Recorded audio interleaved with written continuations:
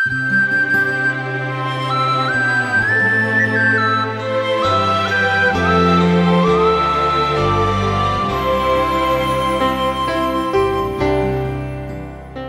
శ్రోతలు, మనం ఈరోజు 2 దినవృత్తాంతములు 13, 14 అధ్యాయాలు వినబోతున్నాము. అబీయా యూదావారి మీద ఏలనారంభించాడు. రాజైన యెరోబాము ఏలుబడిలో అది 18వ సంవత్సరం. అబీయా 3 సంవత్సరాలు యెరూషలేమునందు మాత్రమే పరిపాలించాడు. అతని తల్లి మికాయా, ఆమె గిబియా కాపురస్తుడైన ఊరియేలు కుమార్తె. అబీయా పక్షాన 4 లక్షల మంది పరాక్రమశాలుల సైన్యముంది. యెరోబాముకు 8 లక్షల మంది పరాక్రమశాలులున్నారు. అబీయా శమరాయిము కొండమీద నిలిచి ప్రకటన చేస్తూ అన్నాడు, యెరోబామా, ఇశ్రాయేలీయులారా వినండి. ఇశ్రాయేలు రాజ్యమును ఎల్లప్పుడూ ఏలునట్లుగా ఇశ్రాయేలీయుల దేవుడైన యెహోవా దావీదుతో అతని సంతతి వారితో భంగము కాజాలని నిబంధన చేసి దానిని మీకిచ్చాడని మీరు తెలుసుకుంటారు గదా. దావీదు కుమారుడైన సొలొమోనుకు దాసుడైన యెరోబాము పనికిమాలిన దుష్టులతో కలిసి లేచి తన యజమాని మీద తిరుగుబాటు చేశాడు. అప్పుడు సొలొమోను కుమారుడైన రెహబాము ఇంకనూ బాల్యదశలో నుండి ధైర్యము లేనివాడై వారిని ఎదిరించడానికి తగిన శక్తి లేనప్పుడు వారు అతనితో యుద్ధము చేయడానికి సిద్ధమయ్యారు. దావీదు సంతతి వారి వశమందున్న యెహోవా రాజ్యముతో వీరు యుద్ధము చేయడానికి తెగించగలమనుకుంటున్నారు. మీరు గొప్ప సైన్యముగా ఉన్నారు. యెరోబాము మీకు దేవతలుగా చేయించిన బంగారు దూడలు మీ వద్ద ఉన్నవి. మీరు అహరోను సంతతి వారైన యెహోవా యాజకులను లేవీయులను తోసివేసి అన్య దేశముల జనులు చేసినట్లు మీకోసము యాజకులను నియమించుకున్నారు గదా. ఒక కోడెతో 7 గొర్రె పొట్టేళ్లతో తనను ప్రతిష్ఠించుకోటానికి వచ్చే ప్రతివాడు దైవములు కాని వాటికి యాజకుడవుతున్నాడు. అయితే యెహోవా మాకు దేవుడై ఉన్నాడు. మేము ఆయనను విసర్జించిన వారము కాము. అహరోను సంతతి వారే యెహోవాకు సేవ చేసే యాజకులు. లేవీయులు చేయవలసిన పనులను లేవీయులే చేస్తున్నారు.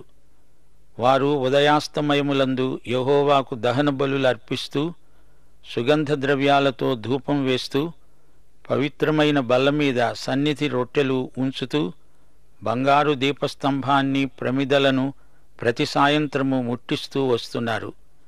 మేము మా దేవుడైన యెహోవా ఏర్పరిచిన విధిని బట్టి సమస్తము జరిగిస్తున్నాము. కాని మీరు ఆయనను విసర్జించారు. ఆలోచించండి. ఆర్భాటంగా బూరలు పట్టుకొని ఊదే ఆయన యాజకులు మా పక్షమున ఉన్నారు. ఇశ్రాయేలు వారలారా, మీ పితరుల దేవుడైన యెహోవాతో యుద్ధము చేయవద్దు. చేసినను మీరు జయమొందరు.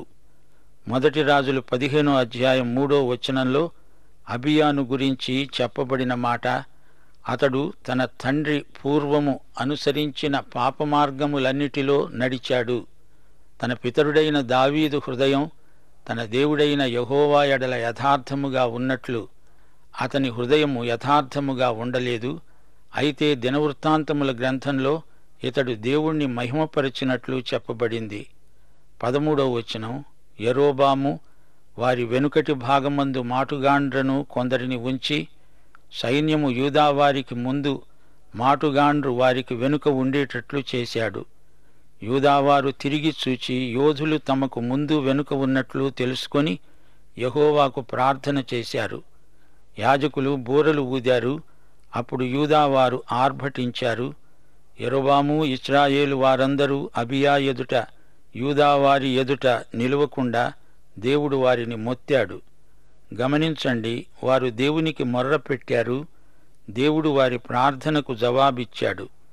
దేవుడు వారిని యూదావారి చేతికి అప్పగించినందున అబీయా అతని జనులు వారిని ఘోరంగా సంహరించారు.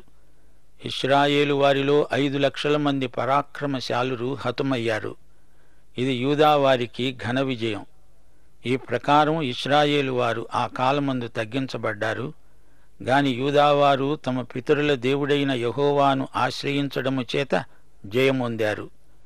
అబీయా యెరోబామును తరిమి బేతేలును దాని గ్రామములను, యషానాను దాని గ్రామములను, ఎఫ్రోనును దాని గ్రామాలను పట్టుకున్నాడు. అబీయా బ్రతికిన కాలమున యరొబాము మరల బలము పొందలేదు. యెహోవా అతణ్ణి మొత్తినందున అతడు మరణం పొందాడు. అబీయా వృద్ధి నొందాడు. అతడు 14 మంది భార్యలను వివాహము చేసుకుని 22 కుమారులను 16 కుమార్తెలను కన్నాడు. అబీయా చేసిన ఇతర కార్యములను గూర్చి, అతని చర్యలను గూర్చి, అతని కాలమున జరిగిన సంగతులను గూర్చి ప్రవక్త అయిన ఇద్దో రచించిన సటీక గ్రంథమందు వ్రాయబడింది.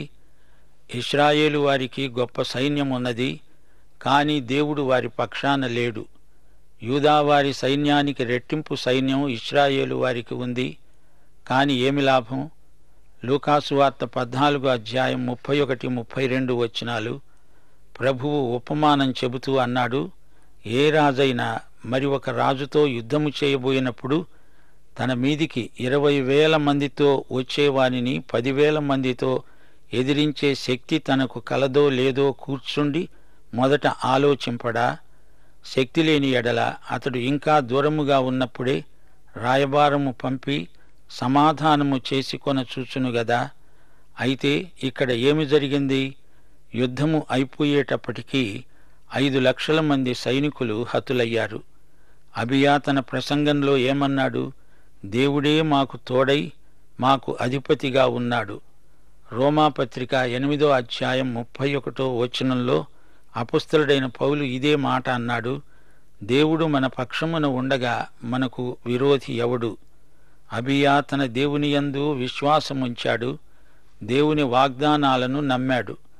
అలాగే మనము వెలిచూపును బట్టి కాక విశ్వాసమును బట్టి జీవించాలి. మొదట్లో ఇశ్రాయేలే జయించినట్లు కనపడింది, కాని దేవుడు యూదాకు జయమిచ్చాడు. వీరి యుద్ధాయుధము ఏమిటనుకున్నారు? యెరూషలేములో యెహోవా దేవుణ్ణి వారు విశ్వసనీయులై ఆరాధించారు.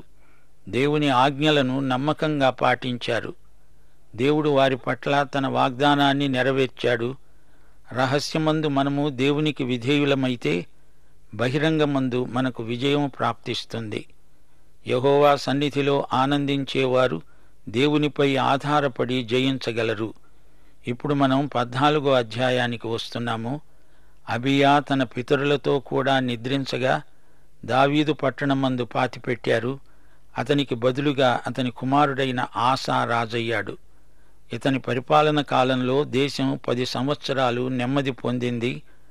ఆసా ఆరంభశూరుడు. మొదట్లో బాగానే ఉన్నాడు.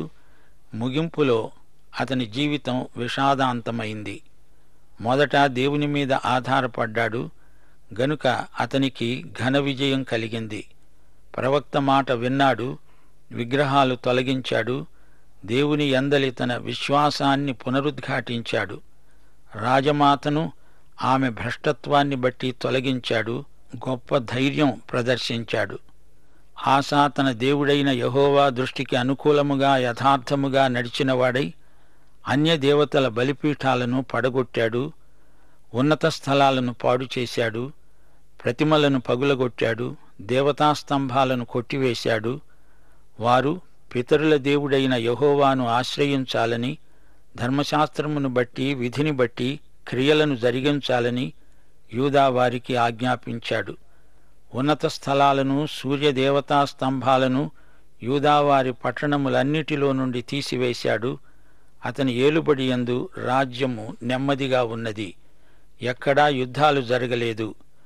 యెహోవా అతనికి విశ్రాంతి దయచేసి ఉండగా అతడు యూదా దేశమున ప్రాకారములు గల పట్టణాలను కట్టించాడు.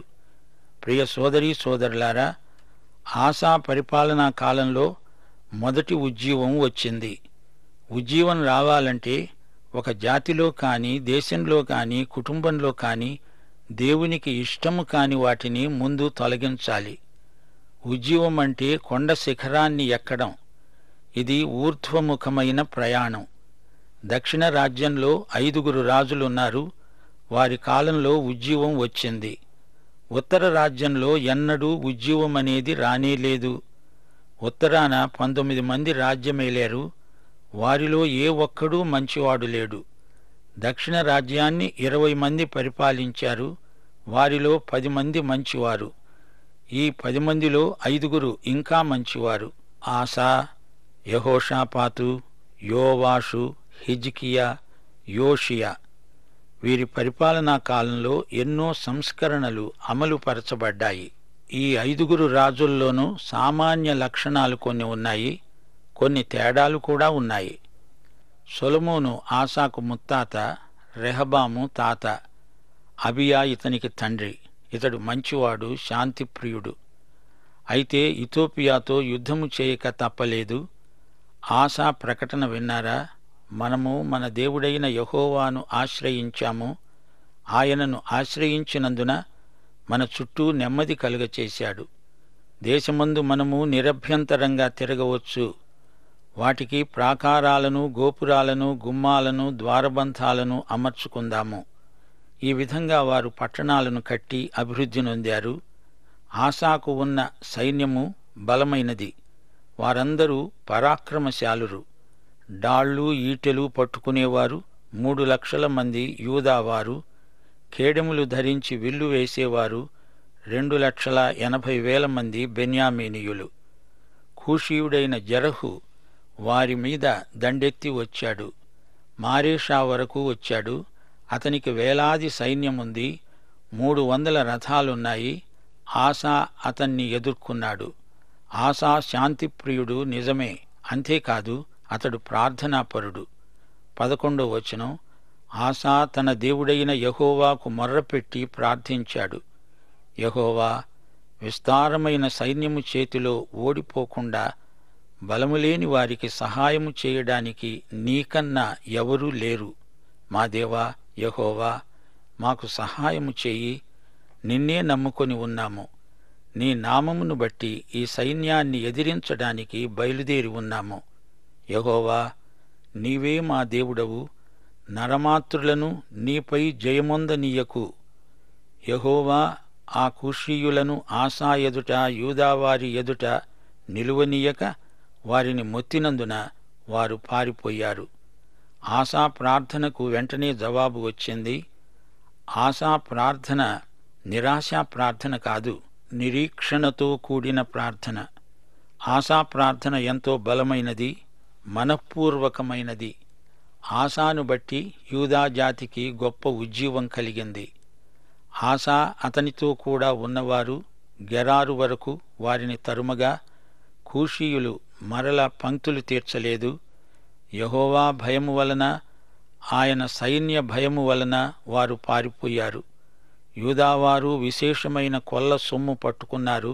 గెరారు చుట్టూరా ఉన్న పట్టణములలోని వారందరి మీదికి యెహోవా భయము వచ్చింది. కనుక ఆ పట్టణములన్నిటినీ కొల్లపెట్టి వాటిలో ఉన్న మిక్కుటమైన కొల్ల సొమ్మంతా వారు దోచుకున్నారు. వారు పశులశాలలను పడగొట్టి విస్తారమైన గొర్రెలను, ఒంటెలను సమకూర్చుకొని యెరూషలేముకు తిరిగి వచ్చారు. సోదరీ సోదరులారా, వింటున్నారా? విజయ రహస్యం ఏమిటో కనుగొన్నారా? ఇప్పుడు 15వ అధ్యాయంలోనికి రండి. ఉజ్జీవానికి చేరుకోవాలంటే కొన్ని వంతెనలు దాటాలి. మొట్టమొదటిది దేవుడి వాక్య జ్ఞానం. 1 నుండి 3వ వచనం. ఆ కాలమున దేవుని ఆత్మ ఓదేదు కుమారుడైన అజర్యా మీదికి రాగా అతడు ఆసాను కలుసుకొనడానికి పోయి ప్రకటించాడు. ఆసా, యూదావారలారా, బెన్యామీనీయులారా, మీరందరూ నా మాట వినండి. మీరు యెహోవా పక్షపు వారైన ఎడల ఆయన మీ పక్షమున ఉంటాడు. మీరు ఆయన వద్ద విచారణ చేసిన ఎడల ఆయన మీకు ప్రత్యక్షమవుతాడు. మీరు ఆయనను విసర్జించిన ఎడల ఆయన మిమ్మును విసర్జిస్తాడు. నిజమైన దేవుడైనా, ఉపదేశము చేసే యాజకులైనా, ధర్మశాస్త్రమైనా చాలా దినములు ఇశ్రాయేలుకు లేకుండా పోవడం విషాదకరం. ఈ రోజున మనకు ఇదే సమస్య ఎదురవుతున్నది. దేవుని సంఘాలలో దేవుని వాక్యాన్ని ఉన్నది ఉన్నట్లు ప్రజలకు అర్థమయ్యేటట్లు చెప్పగల బోధకులు కొద్దిమందే ఉన్నారు. మనకు వాక్య బోధకులు ఇంకా ఎక్కువ మంది కావాలి. వాక్య బోధకులు అన్నప్పుడు మామూలు సాధారణ బోధకులు అని కాదు. అలాంటి బోధకులు ఎందరో ఉండవచ్చు. వాక్య బోధకులు అనగా ఉపదేశకులు చాలినంతమంది ఉపదేశం చేసేవారు, ప్రజలకు దేవుని వాక్యాన్ని నేర్పేవారు మనకు కావాలి. ఆ రోజుల్లో యాజకులు, లేవీయులు ఎందరో ఉన్నారు. కాని వాక్యాన్ని క్రమబద్ధంగా బోధించేవారు లేరు. ఉపదేశికులైన కాపరులు ఈ రోజున మనకు కావాలి. అలాంటి వారు లేకపోతే వాక్యం ప్రజల అనుభవంలోనికి రాదు.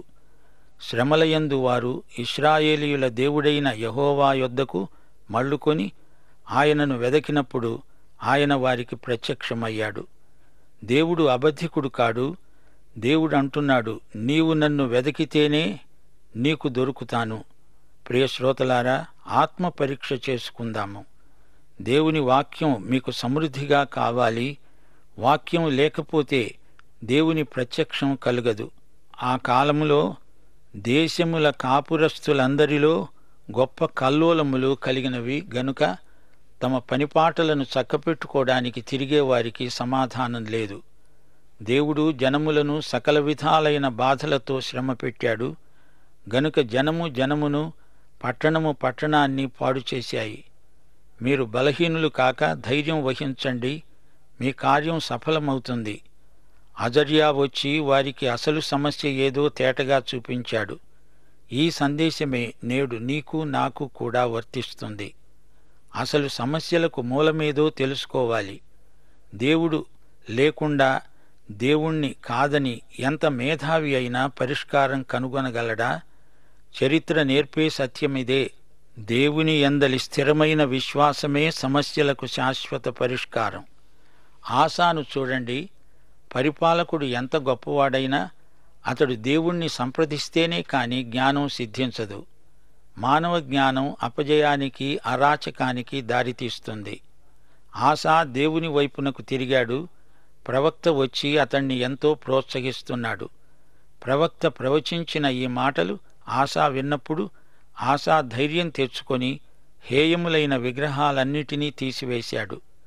యూదా బెన్యామీనీయుల దేశమంతటా ఎఫ్రాయిము మన్యంలో తాను పట్టుకొన్న పట్టణాలలో నుండి విగ్రహాలను తొలగించి ఆసా మంటపము ఎదట ఉన్న బలిపీఠాన్ని మరల కట్టించాడు.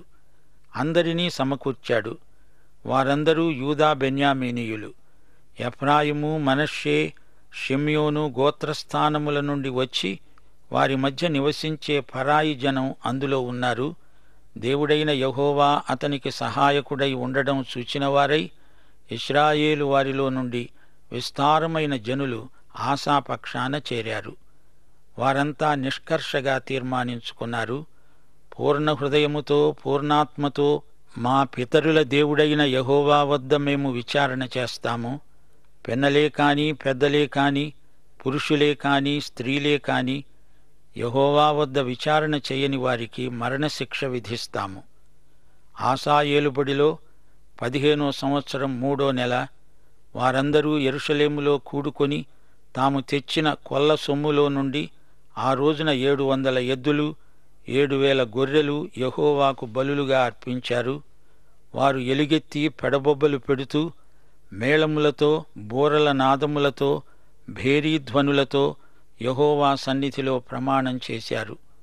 యూదావారందరూ సంతోషించారు. వారు పూర్ణ హృదయముతో ప్రమాణము చేసి పూర్ణ మనసుతో ఆయన్ను వెదికారు. యెహోవా వారికి ప్రత్యక్షమై చుట్టూరా ఉన్న దేశస్థులతో యుద్ధాలు లేకుండా వారికి నెమ్మది కలుగచేశాడు. అతని తల్లి అయిన మయక అసహ్యకరమైన ఒక దేవతా స్తంభాన్ని నిలిపినందున ఆమె ఇక పట్టపు దేవి అయి ఉండకుండా రాజైన ఆసా ఆమెను తోసివేసి ఆమె నిలిపిన విగ్రహాన్ని పడగొట్టి చిన్నాభిన్నము చేసి కిద్రోను వాగు దగ్గర దాన్ని కాల్చివేశాడు. ఆసా ఉన్నత స్థలాలను ఇశ్రాయేలీయులలో నుండి తీసివేయలేదు గాని ఇతడు బతికిన కాలమంతా ఇతని హృదయము యథార్థమైనది. తన తండ్రి ప్రతిష్ఠించినట్టి వెండిని, బంగారమును, ఉపకరణాలను అతడు తీసుకొని దేవుని మందిరమందు ఉంచాడు. ఆసా ఏలుబడిలో 35వ సంవత్సరం వరకు యుద్ధాలు జరగలేదు. వారు దేవుని వాక్య జ్ఞానాన్ని పొందారు. తరువాత మనఃపూర్వకంగా దేవుని వైపు తిరిగారు. దేవుని వాక్యానికి మరలి రావాలి. దేవుని వాక్యాన్ని ప్రేమించాలి.